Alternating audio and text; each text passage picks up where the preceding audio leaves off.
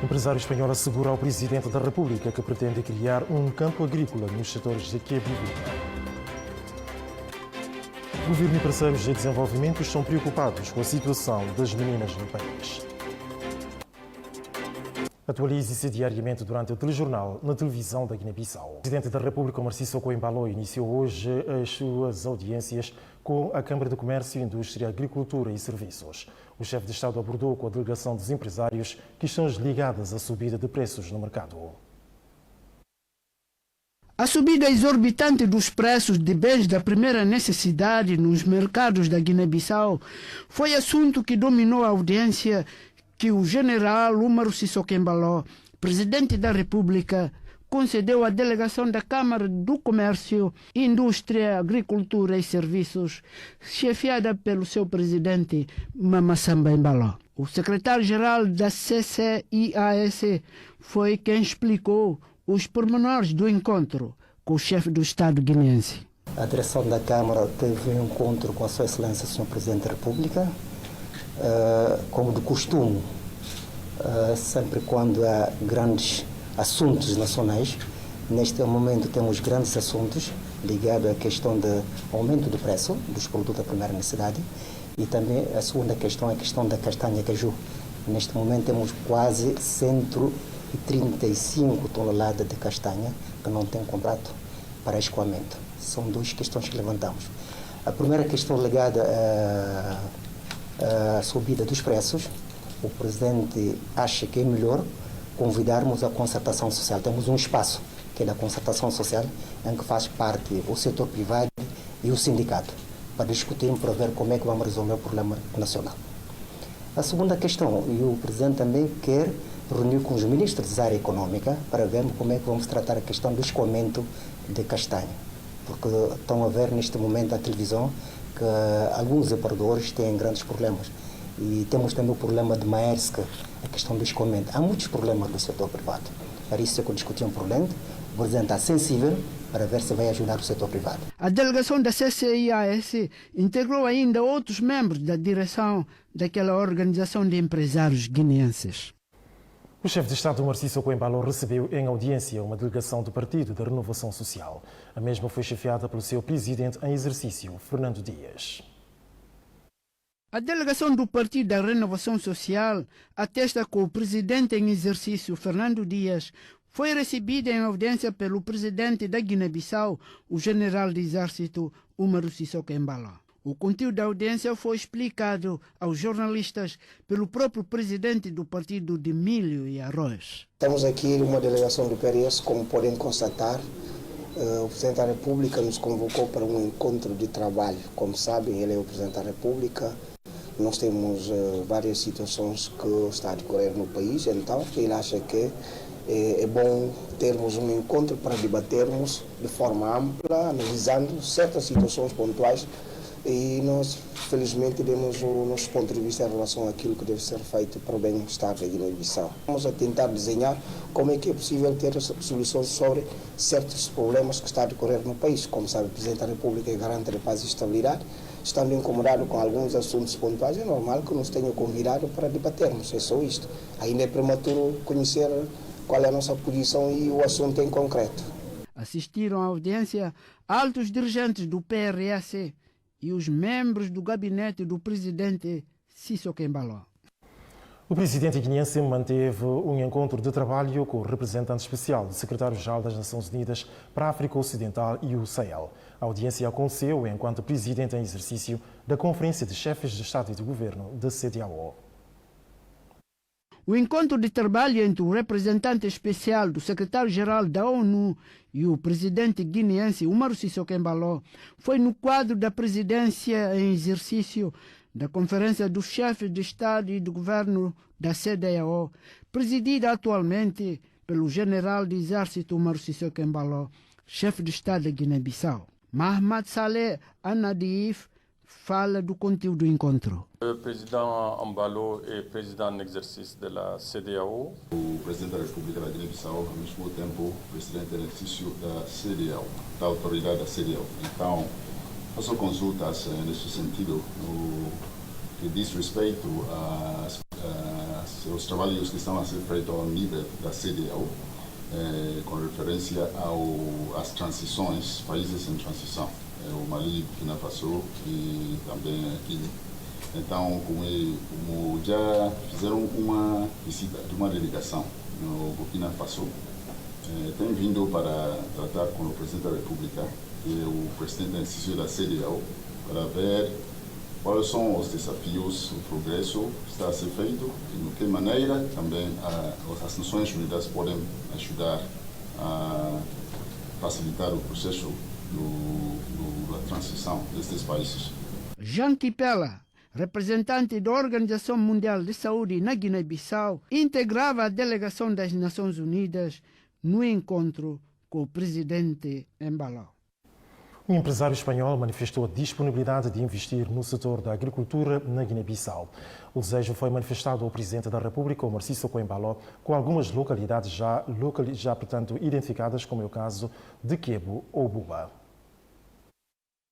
Na última audiência, dia 11 de outubro, o presidente da República, o Narciso Coimbalo, recebeu o empresário do Reino de Espanha. 10.125 hectares da quinta de maracujá e a indústria para derivados constituem a intenção do empresário espanhol Ángel Sánchez, que pensa abrir o campo agrícola nos sectores de Quebo ou Buba, sul da Guiné-Bissau. Sánchez explicou melhor a sua intenção de investir na Guiné-Bissau depois do encontro com o chefe de Estado, Sissoko Embalo. Aqui em Guiné-Bissau, uma agroindústria de frutas tropicais, especialmente de maracujá, que vai ser a fazenda mais grande do mundo de maracujá, sem nenhuma dúvida, com muitíssima diferença sobre qualquer outra. E, portanto, estamos preparando tudo. Faltava a última gestão, que é com o presidente do governo e o Conselho de Ministros de permiso, cosa que vai fazer agora, e imediatamente as máquinas põem a trabalhar ali. O objeto de visita era pedir que rapidamente desen o permiso. O presidente diz que sí, que va a facer ya mismo y, por tanto, espero que la semana que viene as máquinas puedan empezar a trabajar allí en la facenda. As terras ya teneos, eu ya estive allí, ya conozco, ya están a traballar allí. Está entre Quebo e Bubá. É uma fazenda de 10.125 hectáreas e vai fazer uma agroindústria muito importante. Nós precisamos ter 10.000 hectáreas, o resto fica todo en nuestra conta. Non venimos a pedir ao goberno nada, non precisamos nada, somente precisamos ter a terra. Já temos a terra, agora os restos para nosotros. Eu non gusto moito falar de lo que vai facer, gusto falar de lo que já é feito. E, por tanto, va a facer unha gran industria, pero en outras ocasións vocês poderán preguntarme por a realidade de lo feito, que é o que me gusta falar. Há moitas que falan, van a facer e non fan nada. Non, non. Eu non quero falar do que vai facer, quero falar de lo que está feito. E iso ainda non pode ser. Eu non sou novo nisto, eu non vengo a inventar nada, teño todo inventado. Teño ya unha grande facenda de 30.000 hectáreas en Argentina e unha grande facenda en Brasil. E, por tanto, tengo ya máis de 50 años de experiencia en los negocios. He tenido negocios de toda índole. Ya a mi edade non vengo a facer promesa nenhuma, vengo a decir o que ya vengo a hacer lo que ya he hecho en outros países. Non teño que inventar nada, está todo inventado. Assistiu ao encontro do presidente guineense e o empresário espanhol especializado no domínio da agricultura, Ben Cássimo Cunha, diretor-geral da promoção turística da Guiné-Bissau. Timor-Leste promete apoiar tecnicamente o GETAP nos preparativos do processo eleitoral de 2022. O desejo foi manifestado por uma delegação timorense depois de uma audiência com o primeiro-ministro Nuno Gomes Nabião. Através desta audiência, a delegação de Timor-Leste reiterou ao primeiro-ministro a disponibilidade do seu país em apoiar o processo eleitoral em curso na Guiné-Bissau. Nós sabemos que a eleição, principalmente o recenseamento, um acto que é mais importante. Sem recenseamento não pode fazer nada. Então, conforme o plano que parece já foram traçado pelo GETAP, Agora, a nossa equipa vai trabalhar próxima com o GETAP para ver quais são mais prioridades que a equipa pode apoiar para assim poder garantir os preparativos em termos de técnicos para cumprir o calendário eleitoral que já foram estabelecido. O chefe do executivo guineense encorajou os timorenses a prosseguirem com os apoios que pretendem prestar ao país através do GETAP. Os membros da equipa já esteve cá em 2013, 14 e 18. Então, a solicitação do primeiro-ministro para partilhar essas experiências para o GETAP, para assim poder ter uma preparação feita para cumprir o calendário, principalmente o recenseamento eleitoral, que podemos começar brevemente para o próximo mês. O povo da Guiné-Bissau ainda aguarda com expectativa as eleições legislativas no próximo dia 18 de dezembro do corrente ano. O Parlamento da CDAO procedeu recentemente ao encerramento de uma sessão em Togo, concretamente na capital Lomé. Trata-se da segunda sessão extraordinária do ano 2022. Os trabalhos da segunda sessão extraordinária do Parlamento da CDAO, que decorria em Lomé, capital do Togo, terminou com a adoção de um pouco mais de 21 milhões de unidades de conta como orçamento para o próximo ano de 2023. A sessão adotou igualmente o projeto relatório relativo aos textos comunitários em matéria da paz, segurança, democracia, governação, desafios na implementação do papel do controle do Parlamento da Comunidade, produzido em Banjul, Gâmbia, pela Comissão Mista. O balanço é positivo, tivemos seminários, aprendizagem, discutimos várias coisas, aspecto. A resolução que saiu do seminário vai reforçar os poderes do Parlamento da CDAO e vai também insistir na maior produtividade do Parlamento da CDAO, que isso é o mais importante, e também vamos fazer uma pedagogia junto da Comissão para reforçar a competência do Parlamento da CDAO. Aprovamos o orçamento do Parlamento, mas também havia a necessidade de alguns aspectos ligados ao Parlamento, nomeadamente o recrutamento do pessoal, funcionários, não é? De determinadas categorias, e também alguns outros aspectos ligados às comissões especializadas e comissões mistas, comissões ad hoc, que foram criadas, que é para se debruçar sobre determinados assuntos que dizem respeito à CDAO, às políticas sectoriais e também a relação entre Parlamento e a Comissão da CDAO. Satisfeito com os resultados dos trabalhos, o presidente do Parlamento, Sidi Mohamed Tunis, disse durante a cerimónia de encerramento que, se o projeto de orçamento for aprovado, permitirá assim a sua instituição prosseguir com a realização de vários programas e projetos que visam uma maior integração das populações da sub-região. Por fim, durante o seu discurso, Sidi Mohamed Tunis agradeceu ao presidente do Togo, Faure Gnassingbé, e o conjunto das autoridades togolesas pela hospitalidade que permitiu assim a realização com sucesso dos trabalhos. Ainda em Togo, o Parlamento da CDAO promoveu um seminário. O mesmo foi dedicado às prerrogativas com base no ato adicional.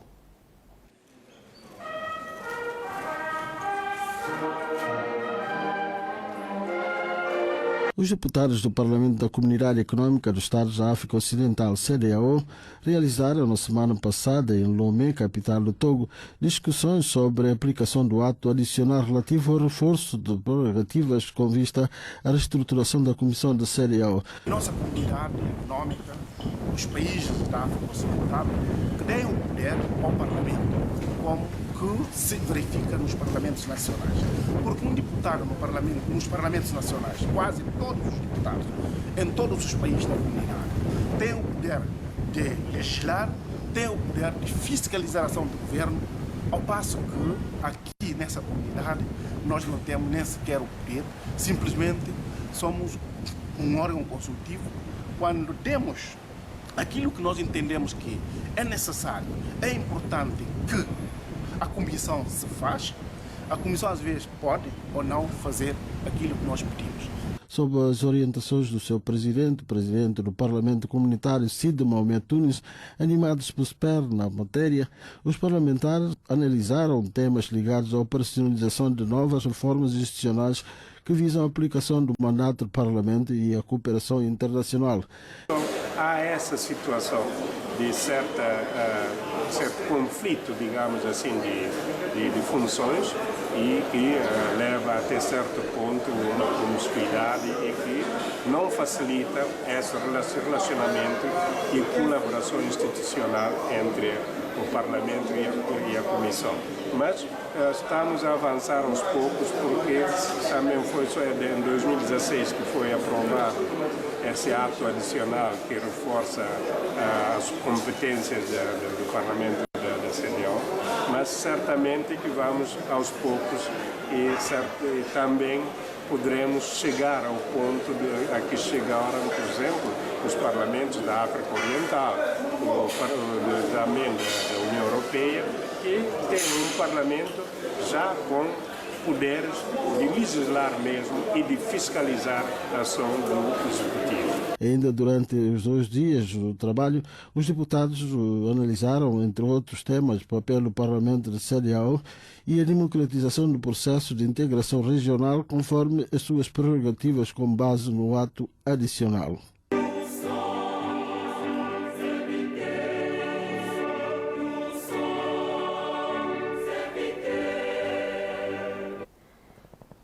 O Ministério das Pescas, através de CIPA, promoveu um ateliê.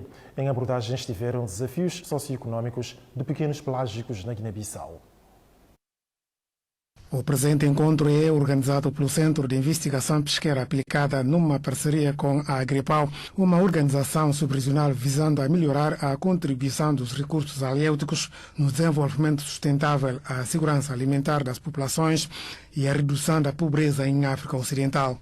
Cet objectif global est décliné en plusieurs... O objetivo global declina-se sobre diversos objetivos específicos que visam, primeiramente, a melhoria de contribuições de pesca de peixes pelágicos a nível fronteiriça face à segurança alimentar da população da África Ocidental, que responde igualmente à necessidade de aumentar o valor acrescentado criado pela fileira de recursos halieúticos, visando contribuir na gestão da pesca de pequenos peixes pelágicos fronteiriços. O setor da pesca artesanal é dado como aquele de maior empregabilidade nas comunidades costeiras do país. A pesca artesanal é uma atividade principal na sustentabilidade das comunidades costeiras, contribuindo com mais de 120 mil postos de empregos direto e indireto. Sendo assim, o governo vai encarar de forma séria as decisões saídas do presente ateliê por ser um segmento importante para o desenvolvimento socioeconômico das comunidades costeiras. Apesar de tudo isso, e num contexto em que o setor da pesca artesanal atravessa a crise, o que não deixa de ser uma preocupação. Tendo em consideração que o objetivo do governo está focalizado na melhoria das condições de vida dos pescadores artesanais para a promoção do desenvolvimento do setor, por intermédio de valorização da investigação científica, reforço das organizações ou confederações de pescadores artesanais, permitindo desta feita o apoio mais harmonioso na pesca artesanal. Partilha de resultados de investigação sobre desafios socioeconômicos dos peixes pelágicos na Guiné-Bissau é o tema deste ateliê. O Ministério do Interior reforçou o comando policial do setor de Canchongo. Recebeu mais de uma centena de agentes da polícia.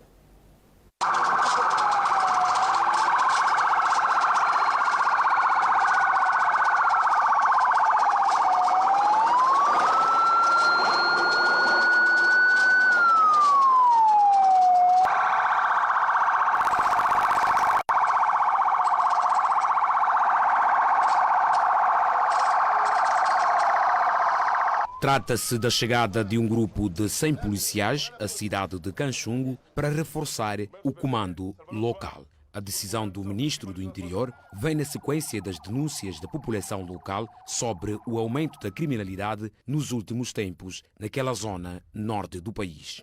Antes não tínhamos esse tipo de criminalidade. Posso eu garantir que mesmo a nível nacional, não é? Porque o uso e costume dos guineenses é camaradagem e irmandade. Mas agora estamos a registrar diversos tipos de crimes, outros porque estamos numa situação de desenvolvimento, não é? Em que quase toda a família tem oportunidade de ter um televisor em casa, ter amigos que vêm de outros países, essa coisa de livre circulação de pessoas e bens. Então estamos a ver novo fenômeno de crime. Bater a porta de uma pessoa à noite, entrar, roubar tudo o que ele tem e, por cima disso, talvez matá-lo ou então espancá-lo de uma forma brutal que nós não podemos cruzar as mãos para deixar esse tipo de cenário a continuar. O nosso ministro veio cá, constatou por imagens, então chegou lá em Bissau, transmitiu no mais alto nível, Sua Excelência, Senhor Presidente da República, quem ficou muito mais, se calhar, muito mais preocupado, mais nervoso o que está a acontecer, porque, como garante da Constituição, ele não pode permitir que a sua população vive numa situação de medo e de terror dos criminosos. Na ocasião, o adjunto comissário da Polícia da Ordem Pública, em representação do Ministro do Interior no ato, deixou as seguintes orientações à Força Operacional Mista. Nós estamos aqui para garantir a ordem e a tranquilidade pública. É isso que eles vão fazer, fazendo patrulhamentos diurnos e noturnos, colaborar massivamente com a população. Então, usar força quando é estritamente necessário.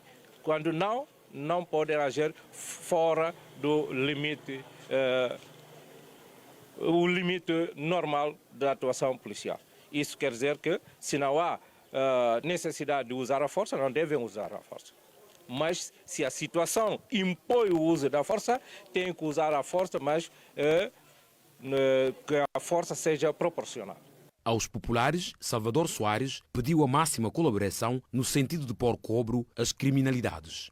Estamos a pedir uma boa colaboração da população, sobretudo no que diz respeito às informações.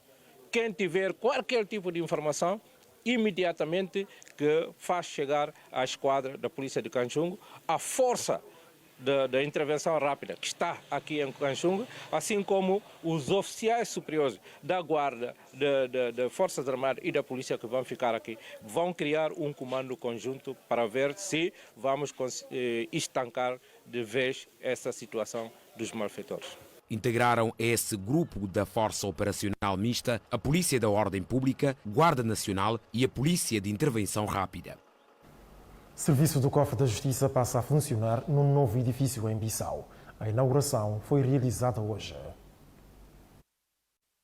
O Cofre-Geral da Justiça ganhou um novo edifício. Após a inauguração da nova sede, a responsável pela Cofre-Geral da Justiça, Macária Barai, diz que a ação é simbólica e marca a história do sistema da justiça guineense. A mesma afirmou que a entidade vai criar estruturas inovadoras para que os operadores do sistema da justiça cultivem sentimentos de pertença, que vai lhes permitir gerir resultados qualitativos para o Estado guineense. O Cofre-Geral da Justiça foi criado no mês de março do ano de 2018. O objetivo da sua criação visa promover e criar condições materiais e humanas a fim de melhorar o sistema laboral. Por sua vez, a ministra da Justiça avançou que a melhoria de condições que alberga o Cofre-Geral da Justiça vai refletir positivamente no seu funcionamento. A inauguração da sede, onde vai passar a funcionar o Cofre-Geral da Justiça, baseia-se no âmbito dos preparativos para a celebração do Dia Nacional da Justiça, 12 de outubro. Fica por aqui a primeira parte desta edição do Telejornal. Mais notícias nacionais e vamos para a Frente Social que cumpre dia de greve. Em reivindicação estão 28 pontos. A greve conjunta que decorre nos setores de saúde e educação até 14 deste mês arrancou exatamente no dia em que deviam começar oficialmente as aulas nas escolas públicas do país. O governo, por acaso, deu a abertura do ano letivo no último sábado, dia 8, não é? Até fizeram questão de nos comunicar, convidar a dizer, tomar parte nessa cerimônia de abertura do ano letivo. Bem, nós entendemos, como era de sempre, fomos lá, não fomos dado nenhum assento na mesa, enquanto estava lá algumas como se diz, organizações parceiras, como a Associação dos Pais Encarregados de Educação, foram convidadas à mesa, com o CONAGIB, que é a rede de associações estudantis, foram convidados à mesa. E nós não fomos convidados à mesa, nem fomos dados a palavra. Fala-se de um caderno reivindicativo com 29 pontos, repartidos entre a saúde e a educação, o que seria pouco provável resolver numa situação de prioridade generalizada. Está em curso neste momento o pagamento de 2 meses de professores novos ingressos. Está em preparação também para a finalização do pagamento dos contratados. Por isso que neste momento todos os professores efetivos de novos ingressos devem retomar os seus lugares, devem iniciar os trabalhos porque já deram aberto no ano letivo. Enquanto o patronato acredita estar a resolver questões salariais na educação, os sindicatos exigem o cumprimento de diplomas legais e a tão propalada carreira docente. Correção das irregularidades no estatuto de carreira docente, porque até de lá para cá há algumas situações que ainda continuam a ter algumas irregularidades. Ainda também a questão da aplicação propriamente dita do estatuto da carreira docente. E também o governo tirou um despacho na pessoa do primeiro-ministro há poucos meses, de que vão suspender alguns direitos concernentes aos professores, como questão de reclassificação, pagamento de dívidas e mais outras coisas. Mas como possível? Essa questão de reclassificação, pelo menos, como por exemplo progressão, está plasmado nesse boletim oficial, é uma lei. Os sindicalistas falam igualmente de retirada injusta de horários aos professores e vão mais longe, apontando o dedo ao caso em concreto da Escola São Francisco de Assis. O Diretor-Geral dos Recursos Humanos do Ministério da Educação Nacional alerta que os professores permaneçam nas salas de aulas. A abertura oficial do ano letivo 2022-2023 ocorre numa altura em que o Ministério da Educação está a atualizar o quadro de pessoal e convida os professores a levantarem as fichas. Este processo está em curso já há 3 semanas, onde os professores que têm horário nas escolas vão preencher as fichas e aqueles que não têm horário serão canalizados para a direção regional, a fim da direção regional encaminhar estes professores para outras escolas. Nós vamos concluir o trabalho e mostrar à função pública e à finança que esta é a vaga que surgiu depois da reafetação de todos os professores. Só assim que para todas as escolas funcionassem, é preciso que estes professores sejam contratados. O Ministério conta concluir o processo antes do final de outubro e quer que as crianças sejam mandadas à escola. Nesta semana vamos recolher toda a informação onde nós precisamos. A escola precisa de professor. Quantos alunos estão naquela escola? Quantos masculinos, quantos femininos? A partir dessas informações que nós podemos decidir que há necessidade de fazermos a contratação para preenchimento dessa vaga. E a outra coisa é depois da colocação de todos daqueles que são efetivos, com os tempos letivos, de acordo com a regra de tempo letivo que cada professor deve lecionar, as vagas que sobraram que vamos fazer o processo para... Mas todo este processo nós precisamos que não chegasse ao dia 25 de outubro. Se os problemas da educação já é uma pedra no sapato do governo, a fusão da frente de combate com o setor de saúde torna a situação um autêntico calcanhar de Aquiles. Logo que entregamos no dia 23 de setembro, o governo veio chamar no dia 26, quer dizer, passado 13 dias. Chamou os sindicatos, fazendo parte desse preaviso de greve, até esse chamamento é para o nosso entendimento, para uma escutação, porque pediram que nós mostrássemos qual é a nossa exigência, embora tínhamos apresentado os pontos no nosso preaviso, desde do caderno reivindicativo ao preaviso de greve. De recordar que o caderno reivindicativo foi entregue ao governo a 13 de setembro e a Frente Social volta à carga, numa altura em que o governo recua algumas medidas e anuncia o cumprimento de outras. Governo e parceiros de desenvolvimento estão preocupados com a situação das meninas. A abordagem foi feita no âmbito do 11 de outubro, Dia das Meninas. No quadro do Programa de Ativação de Talento Feminino na Guiné-Bissau, celebrou-se 11 de outubro, Dia Mundial das Meninas. Para a comemoração da data, a Academia de Liderança promoveu um encontro de debates sobre a vida das meninas no país. A ocasião serviu para o representante da Ministra da Mulher, Família e Proteção Social afirmar o engajamento do governo no que tange às meninas. Desde a consagração desta data e até hoje, o governo da Guiné-Bissau, com seus parceiros de desenvolvimento, nomeadamente PNUD, UNFPA, Unicef e entre outros, tem comemorado esta data anualmente para exortar a sociedade sobre o direito à necessidade de integração das meninas em diferentes franjas sociais, de forma a dar-lhes a oportunidade de reafirmar aquilo que realmente são capazes. O coordenador do Programa de Ativação do Talento Feminino relembra as meninas de que sozinhas não podem alcançar o desejado. Eu acredito que sempre aquilo que eu digo, esse vosso desafio não pode ser conquistado enquanto os homens também não se associarem para juntar essa vossa boa causa, para dizer que não há desenvolvimento de uma forma unilateral, ou seja, o desenvolvimento holístico que se quer tem que levar avante homens e as mulheres, ou seja, mulheres e os homens. Emiliana Vitor, representante da Schiner, convidou as meninas para uma reflexão profunda sobre si mesmas. Esse retrato é para impulsionar a todos a uma reflexão. De que tipo de meninas estamos a fazer? Sociedade a construir.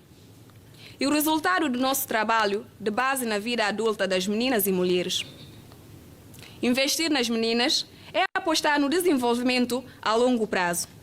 Porque, com esta geração de meninas líderes e potenciais, líderes da transformação, simplesmente são parte da representatividade para motivar o investimento sério nas jovens raparigas do país. O ato acontece numa altura em que continua a haver desigualdade no país, segundo a responsável do Departamento de Saúde da Renagel.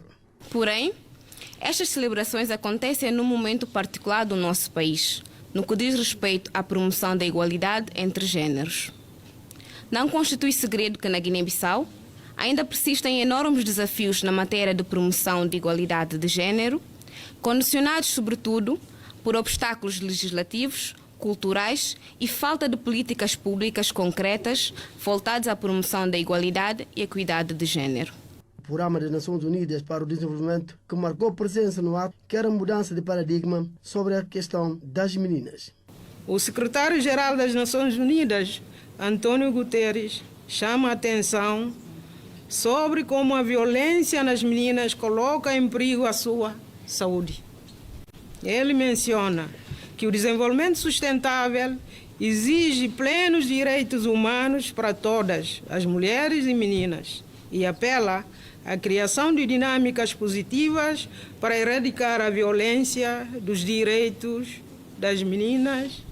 O encontro juntou mais de 191 meninas de 3 instituições acadêmicas e formação superior, Jean Piaget, Universidade Lusófona da Guiné e a Escola Nacional de Administração. Acidente de viação envolveu um caminhão em Bissau. A situação teve lugar junto à rotunda de Guimetal para a estrada que leva a São Paulo. É um momento de grande susto ocorrido na estrada que liga a rotunda de Guimetal ao bairro São Paulo. Um caminhão vindo do Senegal que supostamente carregava mercadorias não resistiu à subida da estrada, tendo descarrilado e em queda livre foi parar na barra de proteção. Osvaldo Oliveira Toba testemunha conta que tudo aconteceu de forma repentina. O motorista, ao tentar subir, perdeu o controle sobre a pesado e começou a descair. E graças a varão, o caminhão por pouco não caiu. O sucedido, que causou transtornos na via, foi presenciado pelos agentes da Polícia de Trânsito e da Ordem Pública. Oliveira Toba adianta ainda que casos de género são recorrentes na mesma localidade e explica no seu entender que deve-se à dificuldade dos motoristas em contornar a subida. Importa salientar que minutos depois o caminhão foi retirado do local graças à intervenção das autoridades competentes. Da televisão da Guiné-Bissau chegou-lhe o telejornal. A equipa editorial técnica despede-se de si com votos de uma noite tranquila. O encontro fica para daqui a alguns minutos já no Jornal Nacional, a partir das 21 horas. Fique bem e até logo.